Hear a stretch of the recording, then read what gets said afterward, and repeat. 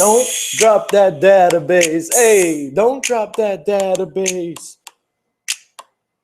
All right, my name is Cameron White, and today I'll be talking to you about database, kind of what it is, what it does, and advantages, disadvantages. Here's the overview of what we're going to be going over today. So what is a database? Like I said, the advantages, the drawbacks. Why are they necessary? One in the business world, and then one specifically in the social media world, because a lot of what we do revolves around online networking and things of the sort. And then SQL versus no SQL. And then the future of databases, where I can kind of see them going in the next 5,000-10,000 years. So what is a database? It's simply a collection of data organized to facilitate easy retrieval. I mean, the whole point of a database is to electronically, or physically organize data in a way that's easy to fetch and pull for the purpose of manipulation or analysis. The advantages, it's organized, that leads to efficiency. Efficiency leads to speed, and the quicker, the faster, as I like to say. You can store massive amounts of data on a database. This is a picture of the library at Alexandria, built by Alexander the Great, one of the greatest databases of all time, undoubtedly. The drawbacks, the software and hardware necessary for a database is very complex, therefore subject to failure sometimes, not often, but we have all heard of data corruption and hacks and things of the sort. So another drawback is the cost. This is expensive software you got to pay for up front. Expensive software and hardware to be able to do what you want to do, store data in a high capacity resolution software functions for that type of thing. So why are they really necessary? Well, we live in a world of data. Companies are constantly pulling consumer data, using it to predict trends and forecast things, and it all comes back to this idea of big data that we're kind of living in the age of right now. So this big data, where do they store it? Well, in a database. In the business world, this easy retrieval that a database fosters, it allows for streamlined functions. And like I said, the quicker you can get something done, the more you can get done. And then increased access across a corporation. You don't have to travel from building to building to find the right piece of information you want. You can log on, snag it from the database. And as you can see from the man in this picture, information retrieval without a database is pretty tough.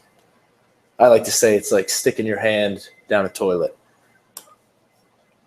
So why are they necessary in social media? Well, Facebook, Google, and Amazon are all houses for massive amounts of data.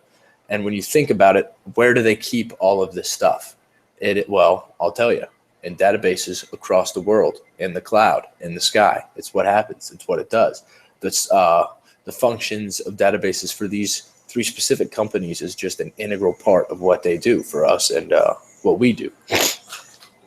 SQL is a type of language, a database language. It's called structured query language, and the purpose is to pull data, to take the input from the user and output a specific piece of data by looking at the columns and rows and selecting that piece and spitting it back out to the user in an understandable human language format.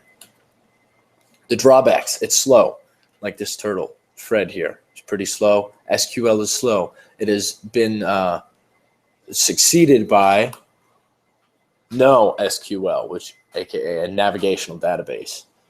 It uses clusters and therefore doesn't have to scroll through every cell of every column and every row to see what piece of data it needs to pull and produce for the user. It narrows things down by similarities and differences, and from there it can pull and spit it back out to the user. NoSQL drawbacks, because it can house such an extensive amount of information, data, there is the potential for a random file corruption or lost files. Yeah, it happens, but those are the sacrifices you have to make when you have a large collection of data, like I mentioned, like Facebook, Google, Amazon.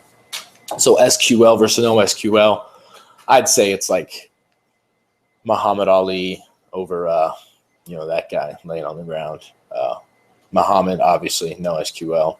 They're used by Facebook, Google, Amazon. If you just look at the amount of data, the amount of users each of these has, then it's obvious. It's quicker.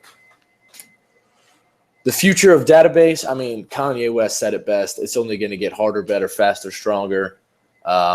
There's no way but up. If only we had Daft Punk writing databases. But it's going to get bigger, faster.